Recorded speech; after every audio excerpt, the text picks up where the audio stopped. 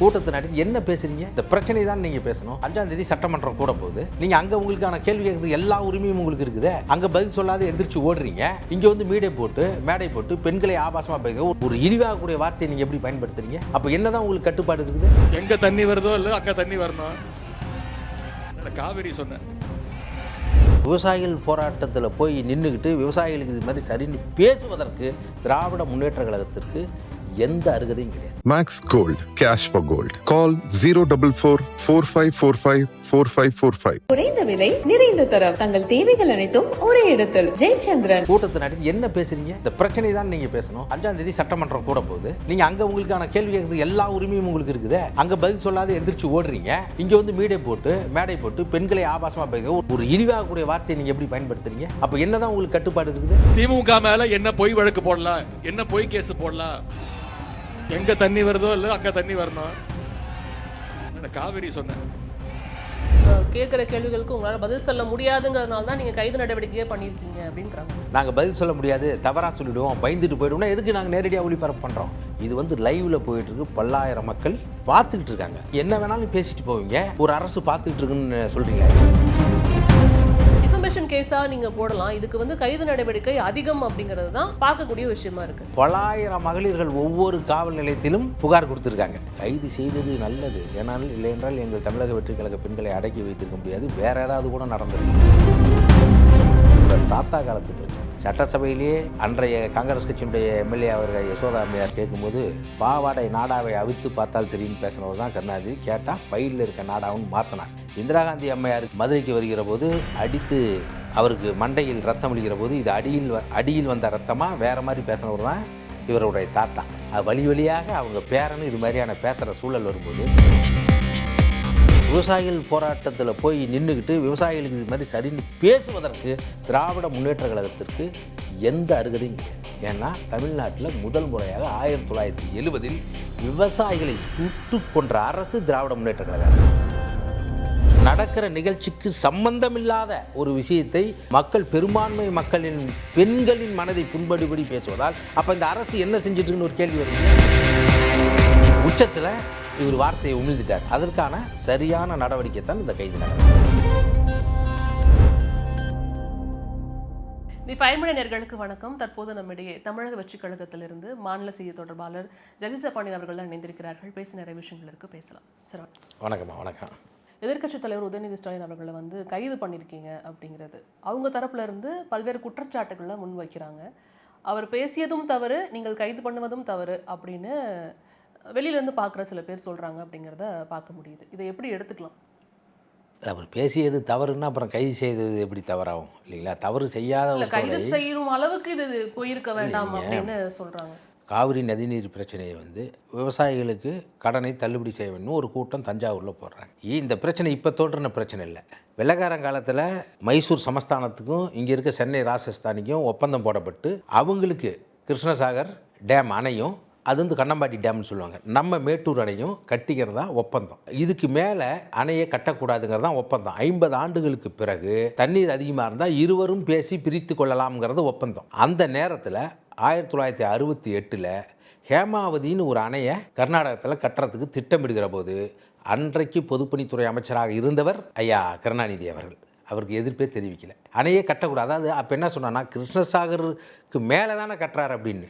ஏன்னா நீங்கள் ஒவ்வொரு தரையும் செக் டேம் மாதிரி நீங்கள் தடுப்பணை கட்டிக்கிட்டா தண்ணி இதெல்லாம் தாண்டி எப்படி ஒகேனக்கல் மூலியமாக மேட்டூர் அணைக்கு வரும்? அதுக்கு பிறகு கபினி, ஹேரங்கின்னு 3 அணையை கட்டிட்டாங்க. இப்போ மேகதாதுங்கிறது வந்து 1966 ஹெல்சிங் விதின்னு ஒன்று உருவாக்கப்படுது பன்னாட்டில். ஏன்னா இந்த பிரச்சனை வந்து உலகம் முழுக்க இருக்குது. நைல் நதியை வந்து எகிப்தும் சூடானும் பிரிச்சுக்கிறதுல பிரச்சனை இல்லை. ஆஸ்திரியாவுக்கும் துருக்கிக்கும் டன்யூன்னு ஒரு நதியை பிரிச்சுக்கிறதுல பிரச்சனை இல்லை. ஜெர்மனுக்கும் பிரான்ஸுக்கும் ரைன்யூன்னு ஒரு நதி போகுது, அவங்க பிரச்சனை இல்லாத பிரிச்சு. அமெரிக்காவும் கனடாவுக்கும் கொலம்பியா பிரச்சனை. ஏன்னா பன்னாட்டு சர்வதேச திட்டங்கள் கூடும்போது பாகிஸ்தான் இந்தியாவுமே பிரம்மபுத்திரா நதி நீரை பிரிச்சுக்கிறது பிரச்சனை. ஆனால் ஒரே இந்திய அரசியலமைப்பு சட்டத்தை உள்வாங்கி கொண்டு ஒரே நாட்டில் மாநிலங்களாக இருக்குது. இந்த பிரச்சனை எப்படி வருது? இதுக்கு காரணம் உலகத்தில் இருக்க எல்லா தீமைகளுக்கும் நீங்கள் நூல் பிடிச்சிட்டே போனீங்கன்னா அமெரிக்கா வர மாதிரி தமிழனுக்கு நேர்ந்த அத்தனை தீங்குகளையும் நீங்கள் நூல் பிடிச்சிட்டே போனால் அது கருணாநிதியினுடைய காலகட்டத்திலும் கோபாலபுரத்திலும் தான் துவங்கும். அவர் பொதுப்பணித்துறை அமைச்சராக இருக்கும்போது இது நடக்கலை. 71 அவர் அண்ணா அவர்கள் இறந்து முதல்வரான பிறகு காங்கிரஸ் கட்சி ரெண்டாக உடையுது. காமராஜர் நிஜங்களிப்பான் அந்த காலத்தில் இருந்த காமராஜருடைய பெருந்தலைகள்லாம் உடைகிற போது இவர் காங்கிரஸ் கட்சியுடைய கூட்டணியை வைக்க வேண்டும் என்பதற்காக வைத்துக்கொண்டு இந்திரா காந்தியுடைய பேச்சை கேட்டு இவர் போட்ட வழக்கு இல்லை, விவசாயிகள் போட்ட வழக்கை இவர் வாபஸ் வாங்க வைக்கிறார். அன்றைக்கு தேவராஜ் அரசு அப்படின்னு அங்கே முதல்வர் வேட்பாளராக கர்நாடகத்தில் நிற்கிறார் காங்கிரஸ்காரர். இப்போ பாருங்கள், முதல்வராக வருவதற்கு முன்பாகவே கர்நாடக பிரச்சனையை தீர்த்துட்டான்னு சொல்லி ஓட்டு வாங்கி அவங்க ஜெயிச்சிட்டாங்க. அதுக்கு இவர் தான் காரணம். நடுவர் மன்றம், காவிரி நடுவர் மன்றம் அமைப்பதற்கு இவங்க இத்தனை ஆண்டுகளாக தொடர்ச்சியாக மாறி மாறி 67லேருந்து 77 ஐயா முதல்வர் எம்ஜிஆர் வர்றதுக்கு 10 ஆண்டுகாலம் இவங்க தான் இருந்தாங்க. அதுக்கப்புறம் 89, 92 2 வருஷம் இவங்க தான் ஆண்டாங்க. 96, 2001 இவங்க தான், 2006, 2011 இவங்க தான் ஆண்டாங்க. இப்போ 2021, 26 இவங்க தான் ஆண்டாங்க. இத்தனை ஆண்டு காலம் மாறி ஏன் உங்களால் இந்த பிரச்சனையை தீர்க்க முடியல? நாங்கள் 70 நாள் 80 நாள் தான் ஆகுது. இந்த பிரச்சனையை புரிந்து கொள்வதற்கே எதுவாகும். இப்படி இருக்கும்போது நீங்கள் ஒரு கூட்டத்தை நடத்தி, இதில் வேற தஞ்சாவூர்காரரே நீங்கள் கூட்டத்தை நடத்தி என்ன பேசுகிறீங்க? அது காவிரி ஆறு பெண்களின் பேரால் அழைக்கப்படுகிறது. மாரியம்மன், காளியம்மன் அத்தனை பேரும் தாய்வழி சமூகமாக இருக்க போது நமக்கு பெண்களுக்கு அவ்வளோ மரியாதை வைக்கும்போது அந்த பிரச்சனை தான் நீங்கள் பேசணும். என்ன பேசுனீங்க? அது ஒரு எதிர்க்கட்சி தலைவர், ஒரு எப்படி ஏற்கனவே துணை முதல்வராக இருந்த ஒருவர், நீங்கள் விமர்சனம் பண்ணுங்கள். தமிழக வெற்றி கழகத்தை ஆதாரப்பூர்வமாக விமர்சனம் பண்ணுங்கள். தனி மனித தாக்குதலில் அதுவும் ஒரு பெண்களுக்கு ஒரு இழிவாகக்கூடிய வார்த்தையை நீங்கள் எப்படி பயன்படுத்துறீங்க? இது மக்களுடைய மன குமுறல். இது அவர் பேசுறது தப்புனா கைது செய்தது எப்படி தப்பாகும்? அப்போ என்ன தான் உங்களுக்கு கட்டுப்பாடு இருக்குது? 5ஆம் தேதி சட்டமன்றம் கூட போகுது. நீங்கள் அங்கே உங்களுக்கான கேள்வி கேட்குறது எல்லா உரிமையும் உங்களுக்கு இருக்குது. அங்கே பதில் சொல்லாத எந்திரிச்சு ஓடுறீங்க. இங்கே மேடை போட்டு பெண்களை ஆபாசமாக பேசுங்க, ஒரு தனிமனித தாக்குதல் இறங்குங்க. இந்த கைது நடவடிக்கையே நாளைக்கு சட்டசபையில் அவங்க பேசுவாங்க, அவங்களுக்கு கேட்குற கேள்விகளுக்கு உங்களால் பதில் சொல்ல முடியாதுங்கிறதுனால தான் நீங்கள் கைது நடவடிக்கையே பண்ணியிருக்கீங்க அப்படின்றாங்க. முதல் முறையாக சட்டசபையில் நேரடி லைவ் ஒளிபரப்பு தமிழக வெற்றி கழகம், நாங்கள் பதில் சொல்ல முடியாது, தவறாக சொல்லிவிடுவோம், பயந்துட்டு போய்டுவோம்னா எதுக்கு நாங்கள் நேரடியாக ஒளிபரப்பு பண்ணுறோம்? இப்போ இவங்க கட்சியில் மட்டும் என்ன அத்தனை பேருமே பெரிய படித்து கரை புரண்ட பெரிய அறிவாளிகளா? தமிழக வெற்றி கழக அரசில் நீங்கள் இருக்க அத்தனை எல்லாம் முதல் முறை ஆட்சிக்கு வந்திருந்தால் கூட ஐயா செங்கோட்டையன் தவிர அத்தனை பேரும் முதல் முறையாக வந்த அமைச்சர்கள். அவர்கள் கேள்விக்கிற கேட்க அவர்கள் செயல்படுகிற விதத்துக்கு பதில் சொல்கிற அளவுக்கு இல்லை மாற்று ஒரு செயல் செய்கிற அளவுக்கு திமுகவில் யாருமே இல்லையே. நாங்கள் ஏன் பயந்துட்டு இருக்கோம்? இப்போ இவங்க வேணால் ஐயோ நம்ம போனால் அவர்கள் செயல்படுகிற விதத்தை பட்ஜெட் தாக்கல் பண்ணுற விதத்தில் நம்ம பதில் சொல்ல முடியாதுங்கிறது கூட நம்ம இப்படிலாம் பேசி கைதை காரணம் காட்டி சட்டசபைக்குள் நம்ம போகாமல் இருக்கலாங்கிறதுக்கு திட்டத்துக்கு வேணால் இவங்க இது மாதிரி பேசிக்கலாம். இல்லையா? தமிழக வெற்றி கழகம் யாரை பார்த்தும் எதற்காகவும் பயப்படுற இது கிடையவே கிடையாது. ஏன்னா மக்கள் பெரும் திட்டமாக இருந்தாலும் அன்றாட வேலை திட்டத்துக்கு வந்தாலும் காசு வாங்காமல், ஏன்னா ஊழல் தான் முதல் ஊற்றுக்கண் அனைத்துக்கும். நீ பணத்தை சேர்த்து வச்சுக்கிறதுக்காக நீ சட்டத்தை மாற்றுவதும் ரூல்ஸை மாற்றுவதும் கமிஷன் வாங்குவதும் இருக்கிறதுனால தான் முதல்ல ஊழலை ஒழித்த கட்சி அப்படிங்கிற ஒரு பேரை பொதுமக்கள்கிட்ட எடுத்துருக்கு. தொழில்துறை அமைச்சர் கீர்த்தனா இருக்காங்க இல்லையா, அவங்ககிட்ட நிறையா இந்த ஜெலுசில் கம்பெனி இருக்குது பாருங்கள், விண்ணப்பம் கொடுத்துட்ருக்கீங்க, எங்கள் ஆலையை விரிவாக்கணும். ஏன்னா ஏற்கனவே இருந்த கட்சிகள் இவங்களுடைய வயிற்றுச்சல் தாங்காது செரிமானம் ஆக மாட்டேங்குது, இந்த ஜெலுசில் அதிகமாக உற்பத்தி பண்ணணும், ஆலையை விரிவாக்குங்கிற அளவுக்கு மனு கொடுக்குற அளவுக்கு இவங்களுடைய எரிச்சல் இருக்குது. முதல் முறையாக 2 ஆண்டுகள் ஆரம்பிக்கப்பட்ட ஒரு கட்சி சாதி பார்க்காமல், மதம் பார்க்காமல், ஏழை பணக்காரன் இல்லாமல் 108 இடத்துல வென்று வந்திருக்குது. அந்த பணத்தை மீறி காசு வாங்காமல் ஓட்டு போட்டு ஒருத்தர் அரசியல் நடத்த முடியுமா, ஆட்சிக்கு வர முடியுங்கிற நிலையை மக்கள் நிரூபிச்சிருக்காங்களே. இது எவ்வளோ பெரிய வெற்றி, வரலாற்று புரட்சி. இந்த கைது நடவடிக்கையை தவிர்த்திருக்கலாமே. மகளிர் ஆணையமோ யாரோ இந்த புகாரை கொடுக்கல. மகளிர் அணியை சேர்ந்த தஞ்சாவூரை சேர்ந்த ஒருத்தர் தான் புகார் கொடுத்துருக்குறாங்க. அப்படிங்கிறப்ப இது ஒரு டிஃபமேஷன் கேஸாக நீங்கள் போடலாம். இதுக்கு கைது நடவடிக்கை அதிகம் அப்படிங்கிறது தான் பார்க்கக்கூடிய விஷயமா இருக்குது. பொதுமக்கள் 1,72,00,000 பேருக்கு மேற்பட்டவர்கள் நமக்கு வாக்களித்திருக்கிறார்கள். நீங்கள் ஒரு இடத்துல போய் தஞ்சாவூரில் மனு கொடுக்கல, பல நூற்றுக்கணக்கான இடங்களில் போராடி பலாயிரம் மகளிர்கள் ஒவ்வொரு காவல் நிலையத்திலும் புகார் கொடுத்துருக்காங்க. கைது செய்தது நல்லது, ஏனால் இல்லை என்றால் எங்கள் தமிழக வெற்றி கழக பெண்களை அடக்கி வைத்திருக்க முடியாது, வேறு ஏதாவது கூட நடந்திருக்கலாம். அதனால் அவர் தமிழக அரசு கைது செய்ததுக்கு அவருக்கு நன்றி தான் தெரிவிக்க வேணும். நான் இப்படி இதை பேசக்கூடாது, ஏன்னா எனக்கு அறிவுறுத்திப்பட்டு அனுப்பினதே நாகரிகமாக பேசணும், பெண்களை இழிவாக பேசணும். ஏன்னா என் முன்னால் அமர்ந்திருக்கிறது ஒரு பெண் தான். இவர் தாத்தா காலத்து பிரச்சனை. சட்டசபையிலேயே அன்றைய காங்கிரஸ் கட்சியினுடைய எம்எல்ஏ அவர்கள் யசோதா அம்மையார் கேட்கும்போது பாவாடை நாடாவை அவிழ்த்து பார்த்தால் தெரியும்னு பேசினவர் தான் கருணாநிதி. கேட்டால் ஃபைலில் இருக்க நாடாவுன்னு மாற்றினார். இந்திரா காந்தி அம்மையாருக்கு அடித்து மதுரைக்கு வருகிற போது அடித்து அவருக்கு மண்டையில் ரத்தம் அளிக்கிற போது இது அடியில் வந்த ரத்தமாக வேறு மாதிரி பேசினவர் தான் இவருடைய தாத்தா. அதனால தான் வழி வழியாக அவங்க பேரனும் இது மாதிரியான பேசுகிற சூழல் வரும்போது அப்போ பெண்களை நீங்கள் என்னவா நினைக்கிறீங்க? எங்களுக்கு தெரியாதா? நானும் திரைத்துறையில் தான் இருந்துகிட்டு இருக்கேன். என்னெல்லாம் வந்து கொஞ்சம் கட்சியில் கட்ட வீழ்த்தி விட்டாங்கன்னு வச்சுங்க, நான்லாம் கெட்ட வார்த்தை பேசுறதுல PhD வாங்கின மாதிரி.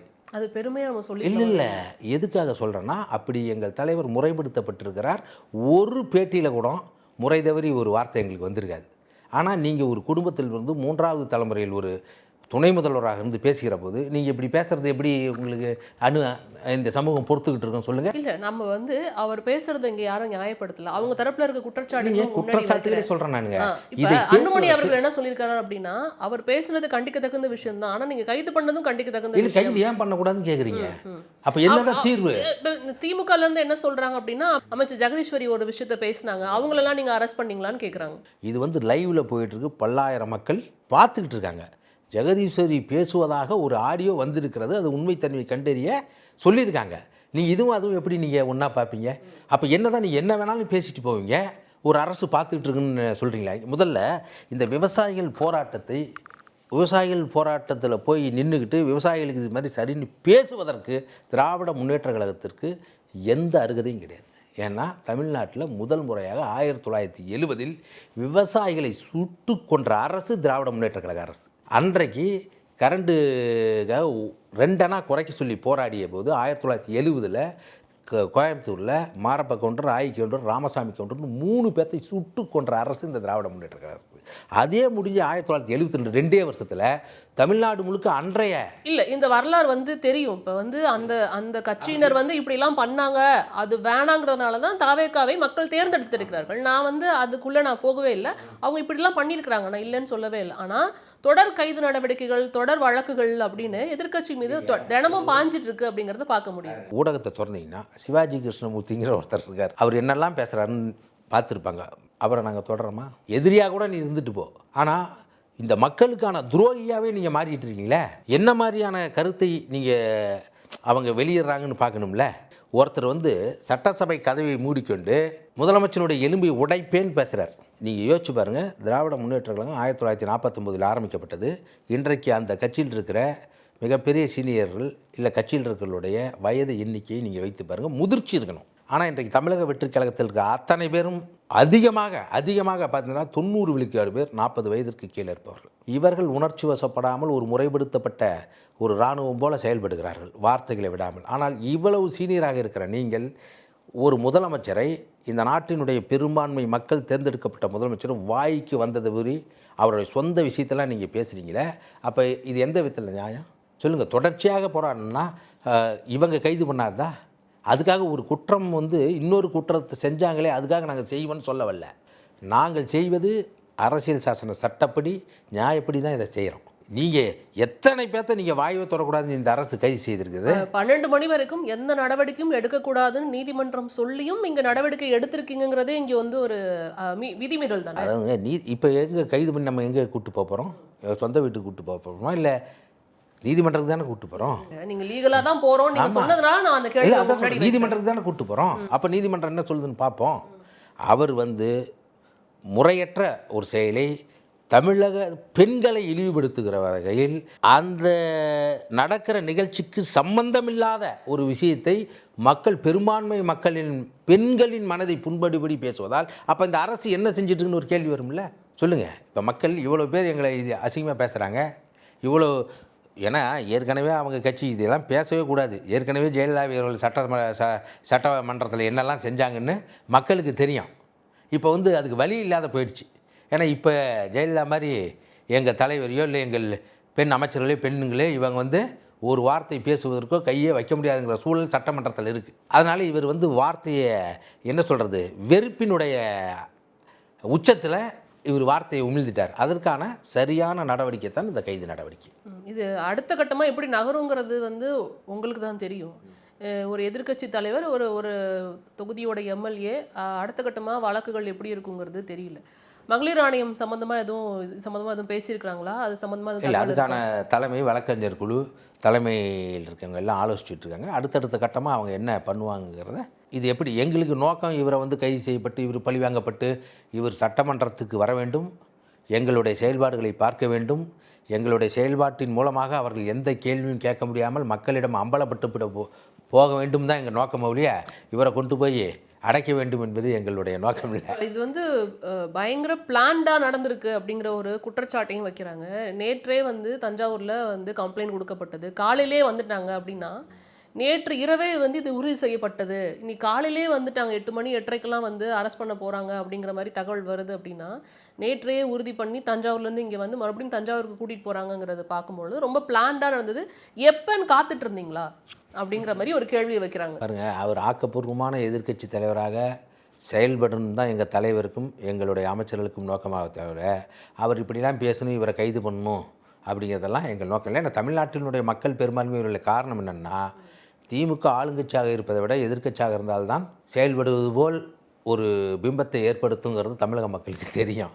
அதனால் நாங்கள் எதையும் திட்டமிடலை. அவர்கள் வேண்டுமானால் திட்டமிட்டிருக்கலாம், நம்ம இப்படி பேசணும், இப்படி இவங்க கைது பண்ணணும், அங்கே எம்எல்ஏக்களும் அமைச்சர்களும் இந்த மானிய கோரிக்கைகள் வருகிற போது இல்லை பட்ஜெட் தாக்கல் வருகிற போது அந்த பட்ஜெட்டை எதிர்த்து பேச முடியாத அளவிற்கு அவர்கள் பட்ஜெட்டை தாக்கல் செய்து விடுவார்கள், நமக்கு அவமானம் ஆகிடும். அதனால் நம்ம திட்டமிட்டு இப்படி பேசுவோம், நம்ம கைதாகி இதை எதிர்கொள்றதுக்கு உள்ளே போயிடலான்னு அவங்க வேணாலும் திட்டமிட்டுருக்கலாம் இல்லையா, எங்களுக்கு இருக்கலாம்.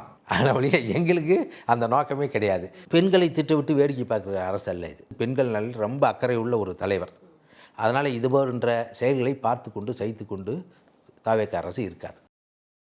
Max Gold, cash for gold. Call 044-4545-4545. குறைந்த விலை நிறைந்த தரம், தங்கள் தேவைகள் அனைத்தும் ஒரே இடத்தில். ஜெயச்சந்திரன்.